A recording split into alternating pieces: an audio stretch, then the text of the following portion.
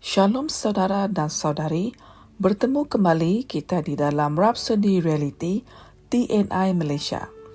Pada hari ini kita akan mendengarkan satu hasil nukilan Pastor Chris yang bertajuk Terbang Lebih Tinggi. Terlebih dahulu, mari kita merenungkan ayat pembukaan di Yeremia 17 ayat 7 hingga 8 dalam terjemahan AVB. Ayat ini mengatakan, diberkatilah orang yang bergantung pada Tuhan, yang menaruh kepercayaannya pada Tuhan. Dia akan seperti pokok yang ditanam di tepi air, yang merambat akar-akarnya ke tepi sungai. Dia tidak takut ketika panas datang, daun-daunnya tetap hijau. Dia tidak khawatir pada tahun kemarau dan tidak akan berhenti menghasilkan buah. Saudara dan saudari, apabila seseorang berkata kepada kamu, sekarang semua benda sangat mahal, harga dah naik, senyum saja dan katakanlah, saya telah naik lebih tinggi dari harga itu. Saya telah mengatasi inflasi. Itu haruslah menjadi mentalitimu selalu. Daripada pengalaman, kita tahu bahawa harga barangan dan komoditi hanya akan sentiasa meningkat. Selalunya, orang sentiasa merungut bahawa harga barangan menjadi semakin mahal.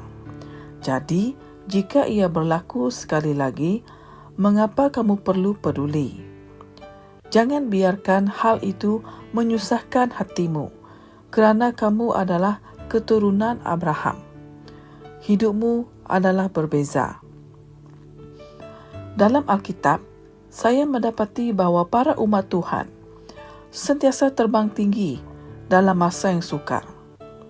Ishak menjadi makmur di tengah-tengah keadaan ekonomi yang sangat teruk. Hal ini kita boleh rujuk di Kejadian bahagian 26. Jangan risau, pertingkatkan tahapmu. Terbang lebih tinggi daripada kuasa pasaran dunia. Hendaklah fikiranmu melayang lebih tinggi dari negara yang kamu diami. Fikirkan betapa besarnya Tuhan dan apa yang Dia boleh lakukan dengan kamu dan melalui kamu.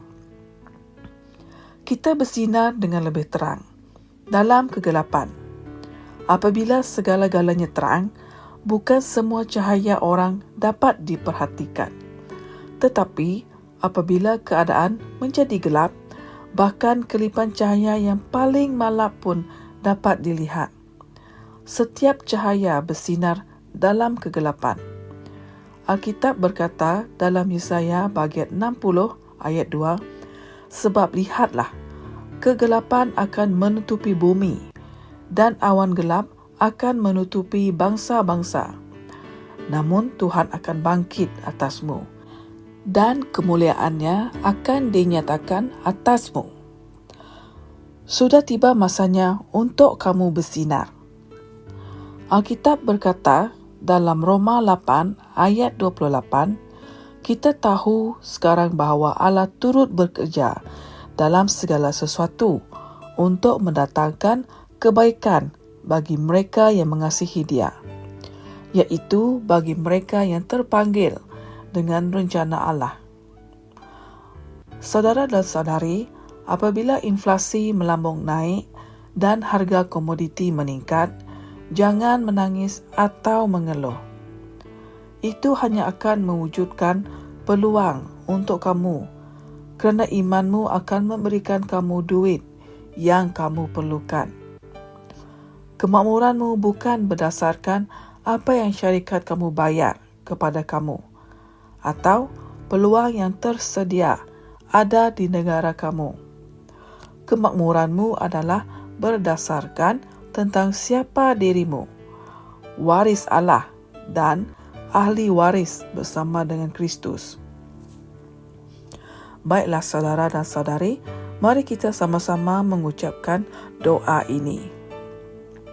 Ya Bapa, aku mengesahkan bahawa aku mengatasi inflasi dan ketidaktentuan keuangan dengan cemerlang. Firman-Mu memperkuatkan aku untuk berkembang tanpa mengira keadaan luaran, kerana Engkaulah sumberku yang sebenar. Aku bukan mangsa ekonomi negaraku. Aku adalah salah satu daripada orang yang mencipta peluang untuk orang lain. Aku telah mengatasi dunia dan sistem-sistemnya, dan oleh itu aku memerintah dalam hidup. Dalam nama Yesus, amin. Untuk renungan tambahan, kita boleh merujuk di Roma bagian 8 ayat ke-37, di Mazmur 37 ayat ke-25, dan yang terakhir di Filipi bagian 4 ayat ke-19. Sehingga kita bertemu lagi, dan terima kasih kerana sudi mendengarkan kata-kata renungan pada hari ini. Tuhan memberkati. Kami percaya saudara-saudari semua telah diberkati dengan perkongsian firman dari Rhapsody Reality.